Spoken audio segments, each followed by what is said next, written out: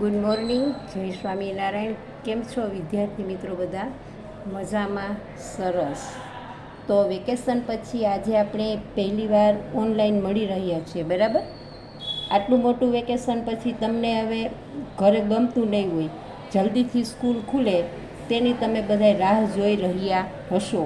કેમ કે આજે તો ખુલવાની જ હતી, એટલે તમે લોકો કદાચ એક દિવસ માટે આમ કે સ્કૂલે જવા માટે તૈયાર હશો. પણ અચાનક અનિવાર્ય સંજોગોને કારણે આપણી સ્કૂલ ફરી વખત આજે નથી ખુલતી, પણ 2-3 દિવસમાં ખુલી જશે. તો 2-3 દિવસ માટે આપણું વર્ક ખોટી ન થાય, કંઈ આપણે પ્રોબ્લેમ ન પડે કોર્સની અંદર, તો એટલા માટે હવે આપણે ઓનલાઈન કરશું, ઓનલાઈન ભણીશું બધાય. તો એ માટે તમે લોકો તૈયાર હશો. તો ઓનલાઈનમાં આપણે વિડીયો તમારે જોવાનો છે, તો એ માટે તમારે અગાઉ વિડીયો જોવો એ પહેલાં નોટ અને પેન તૈયાર રાખવાની, બરાબર? કેમ કે હવે તો તમે મોટા થઈ ગયા, 6થા ધોરણમાં આવી ગયા, 5મા ધોરણમાં આવી ગયા, તો એ માટે તમે તૈયાર હશો. નોટ ને પેન તૈયાર રાખવાના, લખવાના. સૌથી પહેલું મહત્ત્વનું અક્ષર બાબત, કે આપણા અક્ષર છે એટલા જોઈએ એવા સારા થતા નથી, તો એ પહેલાં સારા કરવા જોઈએ, બરાબર? તો આપણે શુભ શરૂઆત કરીએ. તો શરૂઆતમાં જ સારું કરશું તો સારું રહેશે. તો સૌથી પહેલાં આપણે આજે કયો વિષય ભણીશું? તો કે ગણિત ભણીશું.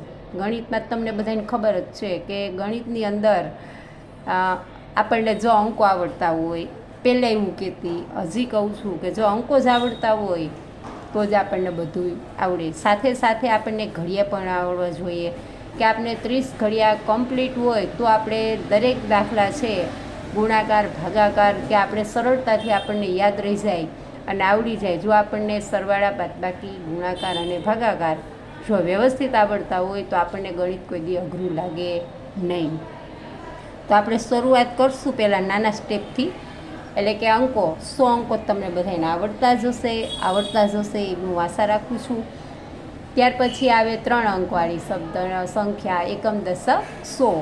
અને ત્યાર પછી આવે એકમ, દશક, 100 અને 1000. એટલે કે 1000 આવ્યા તો કે કેટલા 1000 આવ્યા, ત્યાંથી આપણે શરૂ કરીશું. તો આજે આપણે ખાલી ફક્ત અંક શબ્દ શીખીશું. 1000, 10,000 અને લાખ સુધીની સંખ્યા લખીશું, બરાબર? તો એ માટે તૈયાર બધાય તમે છો. તો પહેલાં આપણે 3 અંકવાળી શબ્દ સંખ્યા કોને કહેવાય? તો આપણે એ લખશું કે 3 અંકવાળી છે એ કોને કહેવાય. તો આપણે શરૂઆત આજે બેઝિક જ, એટલે કે જનરલ જ શીખવાનું છે. તો શરૂઆત આપણે કરીશું 3 અંકવાળી સંખ્યા. શરૂ કરતાં પહેલાં આપણે ક્લાસ વર્કની અંદર પણ આપણે ક્લાસની અંદર શું લખીએ છીએ તમને બધાને ખબર જ છે કે આપણું પહેલું કામ શું હોય, તો કે તારીખ લખવાનું. તો આજે કઈ તારીખ છે મિત્રો? તો આજે તારીખ છે 24, બરાબર? તમને આજની તારીખ યાદ જ હશે. તો લખવાની છે તારીખ 24/6/24 અને વાર છે સોમવાર. આ તો આપણે રોજે માટે કરીએ જ છીએ, પહેલાં હોય તો આપણને ખબર પડે શું શીખા. તો સૌથી પહેલાં આપણે 3 અંકવાળી શબ્દ સંખ્યા શીખીશું. માની લો આપણે દાખલા તરીકે, ઉદાહરણ તરીકે જોઈએ તો આપણે લખીએ કે 137, બરાબર? આને 37 લખ્યા. તો આને એકમ, દશક અને 100. તો કેટલા 100 છે? 100, તો કે આ 1 છે તો 100, આ 100 અને આ કેટલા કહેવાય? 37. તો અહીંયા લખીએ આપણે કે 137. આ આપણે 3જા ધોરણમાં શીખી ગયા છીએ, બરાબર? આ રીતે માની લ્યો કે અહીંયા આપણને 7 આપ્યા છે, અહીંયા 45 આપ્યા છે. તો એકમ, દશક અને 100 એટલે કેટલા 100?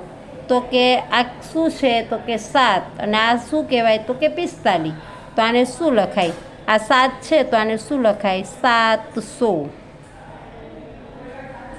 745, બરાબર? ત્યાર પછી ઉદાહરણ તરીકે આપણે 5 સંખ્યા લખવાની છે. તો હજી એક લખીશું, 2 વધારાની, કે 930. એકમ દશક સો તો કેટલા સો તો કે 900. તો લખવાનું 9 તો તમને આવડે જ છે લખતા. આ 100 અને આ શું કહેવાય તો કે 30 કહેવાય. થઈ ગયું ઇઝી. 930. હવે અહીંયા બીજી લખીશું 848. 848. 703. 703. આને કહેવાય 3 અંકવાળી શબ્દ સંખ્યા. બરાબર. તો 3 અંકવાળી કરી એ રીતે આપણે કેટલા અંકવાળી કરીશું? 4 અંકવાળી. બરાબર. 4 અંક એટલે કેવી રીતે થાય? 4 અંક એટલે કે આ 1 આ 4 અંક કહેવાય. બરાબર. તો આપણને 3 અંકવાળી 999 સુધીની સંખ્યા કમ્પ્લીટ છે. તો આના આગળ શીખવા માટે આમ જ કરવાનું. એકમ, દશક, સો, હજાર આ કેટલા આવ્યા? 1. તો આને શું બોલાય? 1000. આને શું બોલાય? 300. અને આને શું બોલાય? 42. 1342. બરાબર. 1342. બરાબર. તો હવે 5 સંખ્યા લખીશું આપણે. માની લો 2130. એકમ, દશક, સો, હજાર. કેટલા હજાર? તો કે 2000. કેટલા સો? 100. અને અહીં કેટલા 10? તો કે 30. એટલે 2130.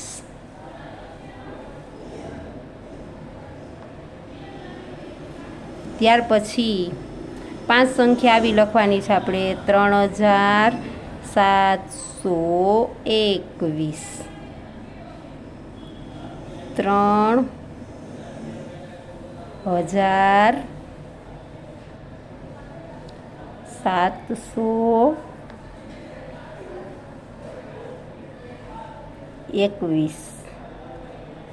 ત્યાર પછી 7642. ભૂલાઈ જાય તમારે એકમ દશક આવડે જ છે, તમને યાદ રાખી લેવાનું. એકમ, દશક, સો, હજાર. કેટલા હજાર? તો કે 7000. 7642. એવી રીતે 8535. 8535. હવે આ 4 અંકવાળી થઈ. હવે કેટલા અંકવાળી? 5. એટલે કે 10,000ની લાઈન. બરાબર. તો 5 અંકવાળી આપણે લખીએ અહીંયા. તો કે આવી રીતે લખીએ. તમને આવડે જ છે કે એકમ, દશક, સો એટલે કે આ 118. અને આ કેટલા છે? 1000 અને 10,000. 10,000 એટલે કે 11,000 છે. 10ની ઉપર એક આવે 100 એટલે કેટલા થાય? 11,000. એકમ, દશક, સો, હજાર અને 10,000. 10,000 એટલે 10,000 ને એમાં 1,000 નાખીએ એટલે કેટલા થાય? 11,000. 11,118. 11,000. 11,118. આવી પણ આપણે 5 સંખ્યા લખીશું. અહીંયા કરશું આપણે 15, 129 એટલે 15,129. 15,129. જોયું? તમને આમાં ખબર પડી કે આપણને શું આવડવું જોઈએ? અંકો પાકા આવડવા જોઈએ. કે અહીંયા લખ્યા હોય આપણે 79,480. તો લખવાનું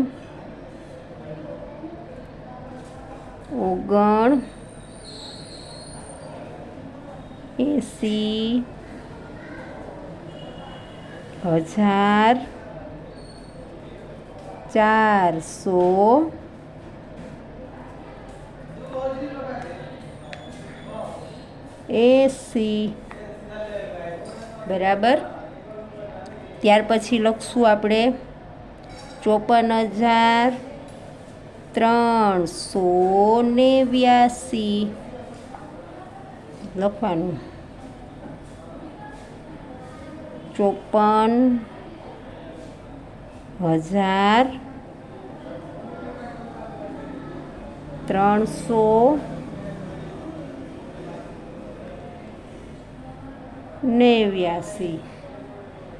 ત્યાર પછી 69,440.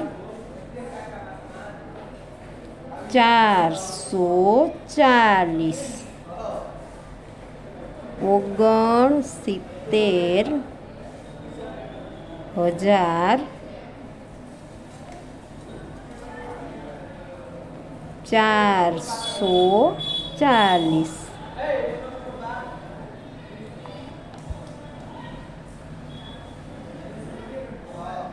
બરાબર.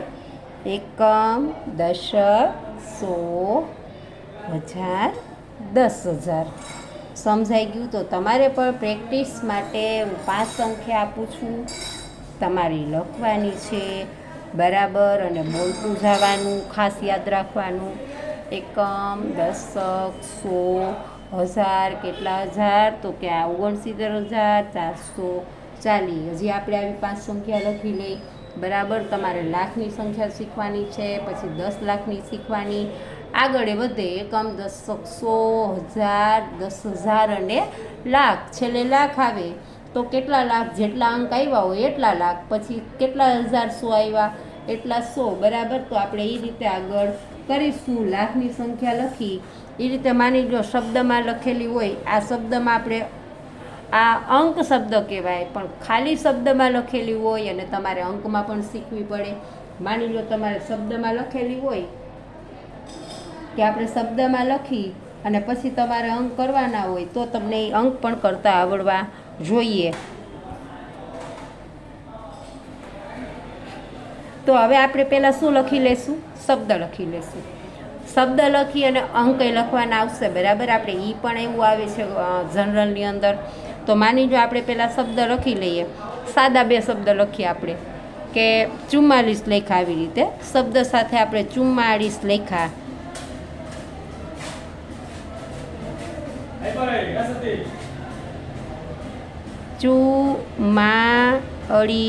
સ તમને વાંચતા આવડે છે બરાબર. તો આ લખ્યું 44. તો આપણે લખ્યા 44 કેમ થાય? તો કે 2 ચોગડા 44. એ રીતે આપણે 3 અંકવાળી સંખ્યા લખીએ આપણે શબ્દમાં કે 456. તો અહીંયા આપણે લખ્યા 400. તો પહેલાં શું લખી લેવાના? 4. પછી એ શું લખ્યું? 56. તો કેટલા લખવાના? 56. તો લખાઈ ગઈ 456. આ રીતે હજી આપણે 2 સંખ્યા લખીએ કે 682.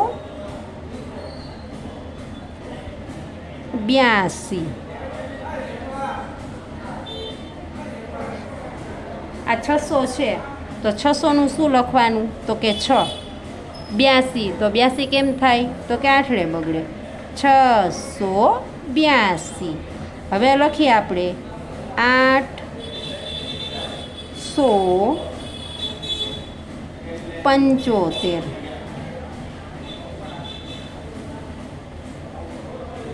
800ના પહેલાં શું લખવાના આપણે? 8.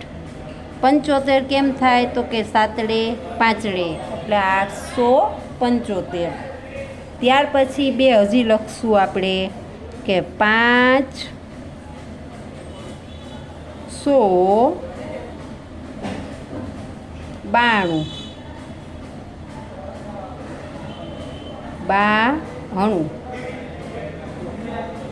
500 એટલે 500 એટલે એના 5 લખવાના અને 92 એટલે કેમ લખવાના? 92 કેમ થાય? તો કે 9 બગડે 92.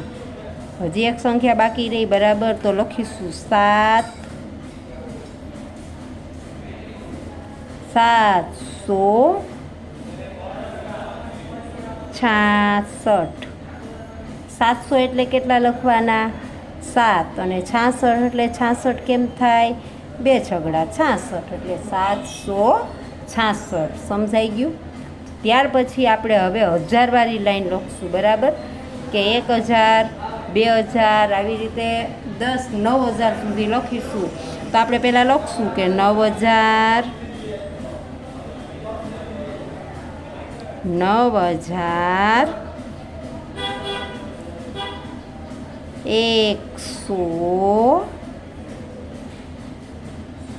129. બરાબર, લખાઈ ગઈ. તો હવે તમારે શું કરવાનું? 9000 તો પહેલાં કેટલા લખવાના? 9. 100 એટલે કેટલા લખવાના? 1 અને 29 એટલે કેટલા લખવાના? 29 કેમ થાય? તો કે બગડે 9 29. જો અંકો આવડતા હશે તો જ તમને આવડશે, નહીંતર આવડશે નહીં. તો 9129. ઓકે. ત્યાર પછી આપણે બીજી લાઈન લખીશું કે 6752.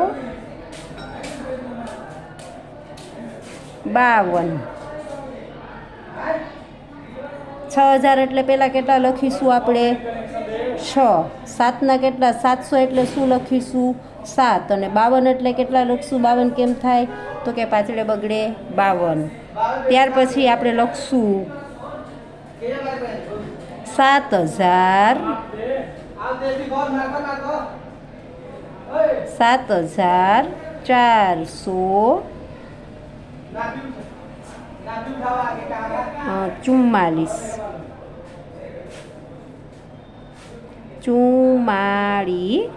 7000 એટલે 7, 400 એટલે 4 અને 44 કેમ થાય? 2 ચોગડા 44. ત્યાર પછી આપણે એક લખી લઈએ 5000 990. 5000 એટલે એના 5, 900ના 9 અને 90 કેમ થાય?